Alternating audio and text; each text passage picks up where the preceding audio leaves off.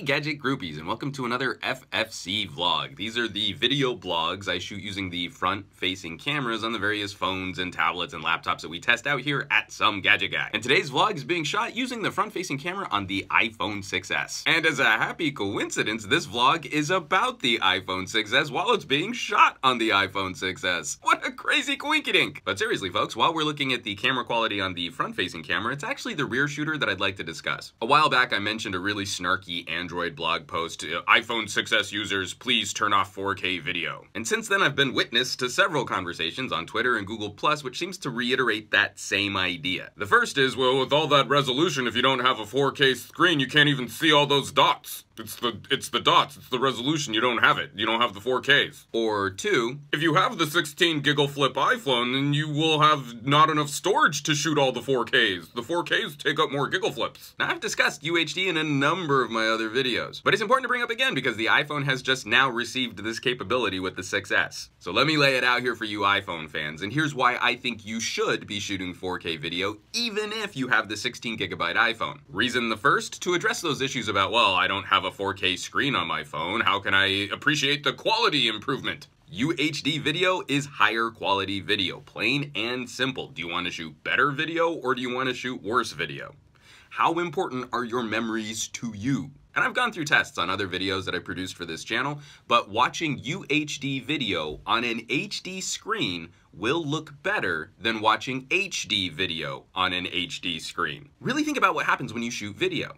On the iPhone, you've got a 12 megapixel sensor on the back of your camera. When you shoot HD, the camera reduces the resolution down to around a 2 megapixel image. 1920 by 1080. When you shoot UHD, you're shrinking that down to an 8.3 megapixel image and you're throwing away a lot less information. It's not going to be a radical improvement in quality, but it will look a little bit nicer, a little bit crisper, probably slightly better color information thanks to the higher bitrate. And you can totally make the argument maybe for this moment that increase in size isn't really worth it for the amount of storage space that the UHD video is going to take up. But again, how important are these memories to you? Moving into the future, don't you think it's likely that you'll start moving beyond HD screens very soon? And as a nice little tangent benefit for you photographers out there, UHD video can be a really nice safety net for capturing a still photo. The iPhone has an incredible burst rate, 10 frames per second, 12 megapixel stills. But if you drop down to UHD, where you have around an 8.3 megapixel frame, you're going to be landing 30 frames per second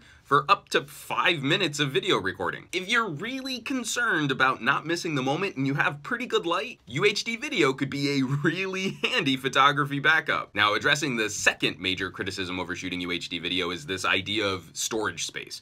In the 16 gigabyte iPhone, storage is going to get eaten up really quickly. I shot almost 20 gigabytes of footage in producing my iPhone camera review. That means I had to offload video twice with nothing else installed on my iPhone just to produce that camera review. Outside of the iPhone, where storage is actually fairly expensive, for the rest of the computing environment, storage is kind of cheap, as long as you're aware. As long as you know that UHD video is going to take up more space, even if you buy the 16 gigabyte iPhone, it just means you need to manage your storage more often. And the math on that's pretty easy. 1 minute of UHD video is going to run around 375 megabytes of storage. That means a little less than 3 minutes of video is going to eat up about a gig. Knowing that you're going to start off with around 12 gigabytes of access on your phone and then you're going to load it up with all of your favorite apps and services, maybe throw some music on there, you'll know how much of a buffer you have to shoot UHD, or for those times where you might need to kick it down to HD video instead. I find it extremely disrespectful and more than a little condescending to assume that people using iPhones can't work out the basic math. I mean, this is subtraction. It's addition's tricky pal. How many gigabytes do I have left on my phone?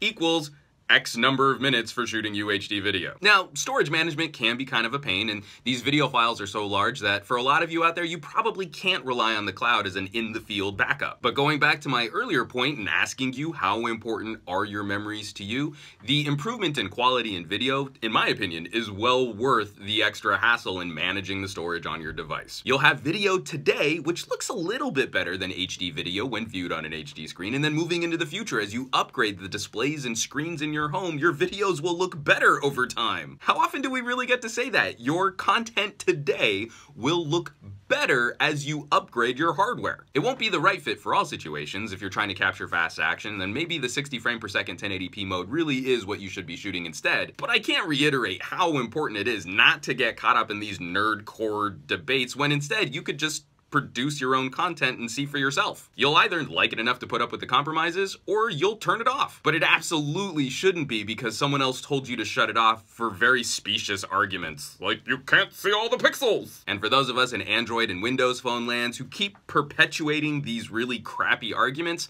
come on guys, we're better than this. And that's all I have to say about that. Just a reminder, folks, this was shot using the front-facing camera on the iPhone 6s. Nice little improvements to the front-facing shooter on this phone, though I still wish it had a slightly wider field of view. It's a little farther away just to produce this, so you can see more of my bombed and trashed out office here. As always, thanks so much for watching. Be sure to subscribe for more rambling vlogs like these, and I would not be able to continue producing on this channel if you all weren't out there supporting it, either by hitting the fan funding, shopping for a loot crate, or grabbing yourself a free audiobook using the links down below my video, or by sharing my videos on your favorite social service like Reddit and Facebook and Twitter and the Googles+, so please keep bringing more cool people to the party. Hit that thumbs up button, and I will catch you all on the next vlog. Believe it.